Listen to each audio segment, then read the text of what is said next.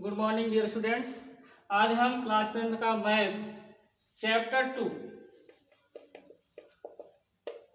2 का बहुपद पार्ट से आज हम बारे बताएंगे आपको बहुपद होता क्या है। बहुपद के बारे में आप क्लास 9th में कुछ ज़रूर पढ़े होंगे। बहुपद कैसा होता है, बहुपद के प्रकार क्या होते हैं, बहुपद के कैसे हम शून्य निकालते हैं, उनके बारे में आज हम स्टडी करेंगे। पहला बहुपद हम देखिए बहुपद होता क्या है, बहुपद के बारे में क्या जानते हैं। अगर वो फलन किसी द्विघात में हो, तृतीय घात में हो, चतुर्थ घात में हो, वो फलन के हिसाब से देखा जाता है। लेकिन बहुपद का एक मेन पॉइंट होता है कि ऐसे बीजीय व्यंजक जिनमें चर राशियां केवल ऋणस्तर, ये मेन पॉइंट है इसका, ऋणस्तर पूर्णांक घात के रूप में हो। ऋणस्तर पूर्णांक का मतलब होता है नॉन निगेटिव इंटीजर, मतलब सिर्फ उसमें धनात्मक व शून्य जैसी घातें हों, वो उस रूप में अगर होता है तो वो फलन हमारा क्या कहलाता है, बहुपद कहलाता है। जैसे एक फलन दिया गया है, अगर इस टाइप का होता है, ये भी एक बहुपद है, जहाँ जैसे मान लीजिए a0 + a1x + a2x² + a3s³ + (n)(n) एक बहुपद है, जहाँ जो a0 a1 a2 a3 है, ये सब क्या एक वास्तविक संख्या है। वास्तविक संख्या का मतलब क्या होता है, जैसे आप समझते हैं, जैसे सपोज डेट मान लिया जाए, 9th में आप पढ़े होंगे। अगर कहा जाए कि x² का गुणांक क्या है, x² का गुणांक कितना होता है, यहाँ 7 है। अगर x का गुणांक पूछा जाए तो इसका गुणांक क्या है, 5। ये जो सब चीज़ें होती थी ये आते सब हैं बहुपद में। बहुपद के प्रकार के बारे में समझेंगे। बहुपद के प्रकार क्या होते हैं, बहुपद के गलत लिख लिया गया था, बहुपद के प्रकार। बहुपद के प्रकार देखेंगे। पहला है रैखिक बहुपद। रैखिक बहुपद क्या होता है, ऐसा बहुपद जिसका अधिकतम घात सिर्फ 1 हो। मतलब जैसे 2x + 5, देखिए यहाँ इसका अधिकतम घात कितना है, 1 है, तो यह बहुपद हमारा क्या कहलाता है, रैखिक बहुपद। अब आती है बात द्विघात बहुपद। द्विघात बहुपद क्या होता है, ऐसा बहुपद जिसका अधिकतम घात कितना होता है, 2 होता है। जैसे 2x² + 4x + 2, ये देखिए इसका अधिकतम घात कितना है, 2 है कि नहीं है। तो आप जान लीजिए ऐसा बहुपद होता है जिसका अधिकतम घात 2 होगा, वो द्विघात बहुपद होता है। अब बात आती है तृतीय घात की, तृतीय बहुपद की। तृतीय बहुपद क्या होता है, इसमें भी वही होगा, ऐसा बहुपद जिसमें या जिसका अधिकतम घात कितना हो, 3 हो। जैसे 3x³ + 4x² 9x + 2। तो देखिए कि इसकी अधिकतम घात कितनी है, 3 है। यहाँ अधिकतम घात यहाँ 1 थी, 2 है, यहाँ 3।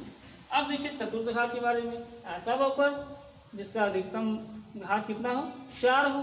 तो ऐसे बहुपद को हम क्या कहते हैं, चतुर्थ बहुपद हो जाएगा। जैसे मान लीजिए 4x⁴ + 3x³ + 2x + 9, इस टाइप के अगर बहुपद होते हैं तो बहुपद इसका देखिए अधिकतम घात कितना है, 4। तो ऐसे बहुपद को हम क्या कहते हैं, चतुर्थ घात बहुपद। अब बात आती है बहुपद के शून्यक। बहुपद के शून्यक आप निकाले हैं, क्लास 9th में आप पढ़े भी थे। तो इसमें भी आपको देखना है कैसे निकाला जाता है। दिया कि मान लीजिए बहुपद के शून्यक में क्या होता है, यदि व्यंजक f(x) कोई फलन है, x में बहुपद हो, तब एक वास्तविक संख्या मान लीजिए k है, तो बहुपद f(x) का शून्यक कहलाती है। जैसे कोई फलन देख लीजिए,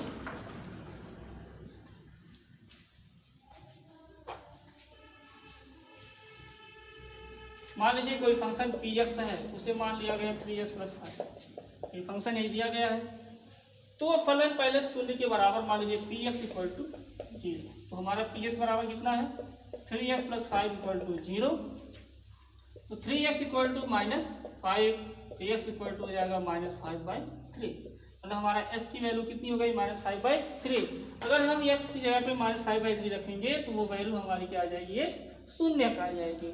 तो इसका मतलब हो जाएगा किसी भी बहुपद का वास्तविक फलन क्या होता है, उसका एक शून्यक होता है।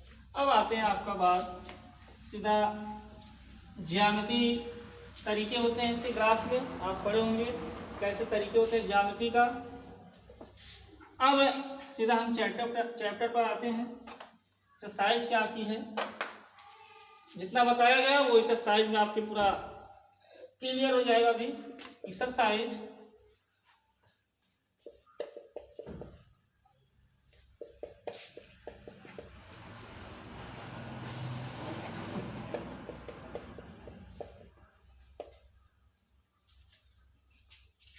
टू पॉइंट देखिए एक्सरसाइज में क्या होगा, आपको देखना क्या है। पहला क्वेश्चन है किसी बहुपद px के लिए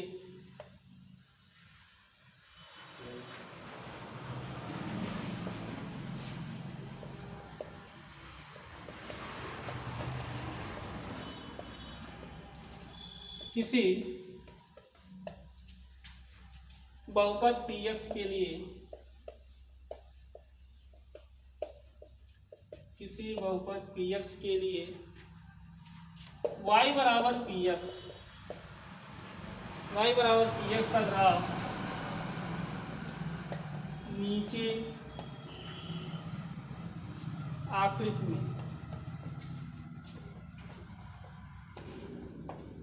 आकृति में दिया है। देखिए यहाँ स्पेलिंग गलत हो गई थी। तो प्रत्येक स्थिति में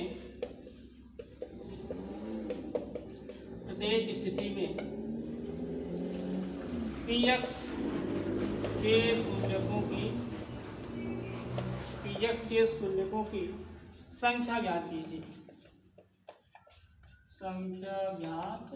कीजिए। ये चीजें दी गई हैं। तो पहला है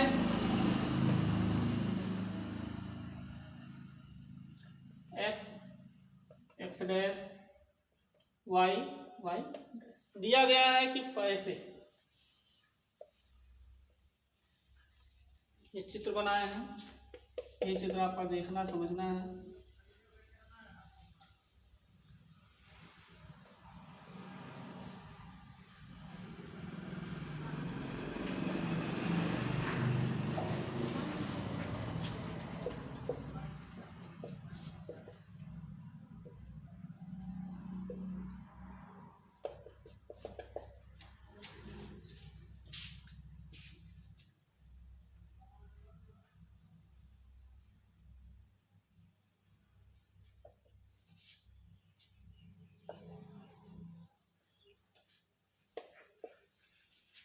अब देखते हैं जो चीजें दी गई हैं। अभी और 3 चित्र हैं तो उसको बाद में समझते हैं, अभी लिखते हैं। यहाँ दिया गया है कि px में y बराबर हमें क्या दिखाना है, px।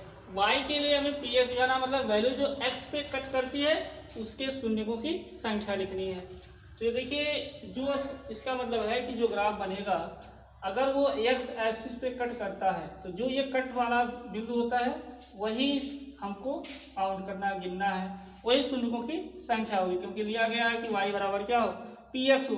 अगर यही x बराबर होता py तो जो y पे कट होता तो हम y वाला कटिंग लेते, लेकिन यहाँ फंक्शन दिया गया y बराबर pf।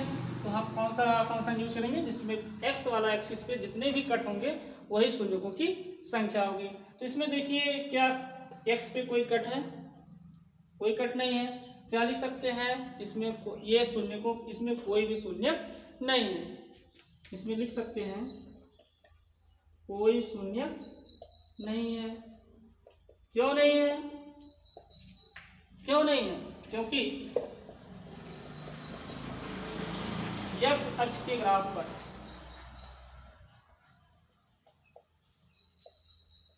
कोई भी बिंदु, x अक्ष पर कोई भी बिंदु प्रतिच्छेदित नहीं, x अक्ष के ग्राफ पर प्रतिच्छेद नहीं करती है।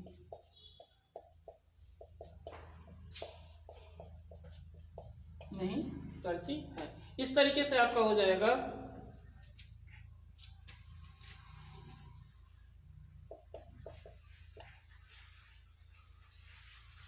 x अक्ष पर प्रतिच्छेद नहीं करती है। दूसरा देखिए कि ये लाइनिंग x अक्ष की होती है, ये y अक्ष की, अब यहाँ से कट हुआ है, सिर्फ देखिए यहाँ पर एक बिंदु x अक्ष पर काटा गया। तो आप लिख सकते हैं इसका आंसर दूसरे का, शून्यकों की संख्या सिर्फ कितनी है, एक है। यहाँ शून्यकों की संख्या कितनी है, शून्यकों की संख्या एक है, या हिंदी में लिख लीजिए अंकों में एक है।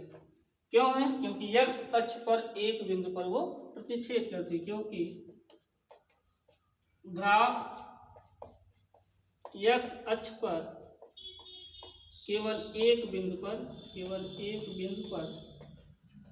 प्रतिच्छेद करती है। इसी तरीके से हम लिख लेंगे, आप ऐसे भी लिख सकते हैं। अब तीसरा देखिए, आप इसी तरीके से हिंदी लिख लीजिएगा। अब देखिए x अक्ष पर कितने जगह कट है, एक बिंदु यहाँ है, एक देखिए यहाँ है, और ये देखिए यहाँ। तो शून्यकों की संख्या यहाँ कितनी हो गई, 3 हो गई।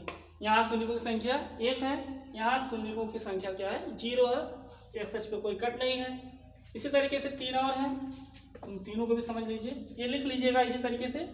शून्यकों की संख्या कितनी है, 3 है। क्यों है, क्योंकि x अक्ष के जो ग्राफ होते हैं, ग्राफ पर x अक्ष पे 3 बिंदु पर वो क्या कर रही है, प्रतिच्छेद करती है। फिर इसी तरीके से 3 और है, उसको समझ लीजिए कैसे है। चौथा लिखेंगे नहीं, समझा रहा है, सब अच्छी आपको समझ में आना चाहिए। लिखना भी आप घर पे लिखिएगा पूरा बैठ के। ये बिंदु मान लीजिए ये है। अब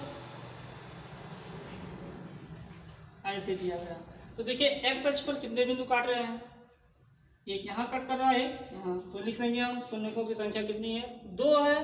और क्यों है, क्योंकि x अक्ष का जो ग्राफ पर बना है वो 2 बिंदुओं पर प्रतिच्छेद करती है। पांचवा देखिए क्या है,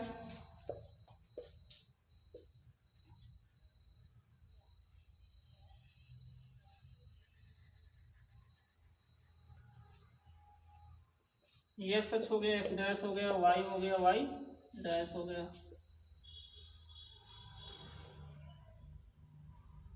तो देखिए यहाँ भी x अक्ष पर कितने कट हो रहे हैं, देखिए एक यहाँ कट हुआ, एक यहाँ कट हुआ, एक यहाँ कट हुआ, और एक यहाँ कट हुआ। इस तरीके से इसमें शून्यकों की संख्या कितनी हो गई, 4 हो गई। क्यों हो गई, क्योंकि ग्राफ पर x अक्ष पर वह 4 बिंदुओं पर प्रतिच्छेद करती है। एक आखिरी देख लीजिए क्या है, चलिए इधर देख लीजिए।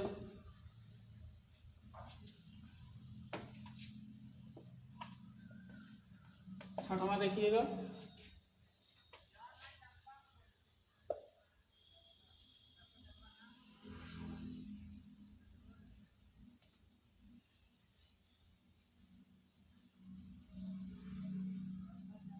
ये टच ही है।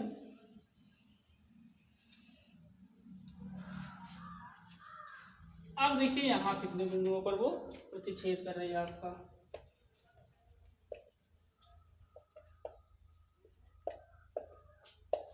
ये बिंदु सब वो है। तो देखिए x अक्ष पर यहाँ कितने कट हो रहे हैं, एक यहाँ कट हो रहा है, एक यहाँ कट हुआ, एक यहाँ कट। तो इस तरीके से शून्यकों की संख्या यहाँ कितनी हो गई, 3 हो गई।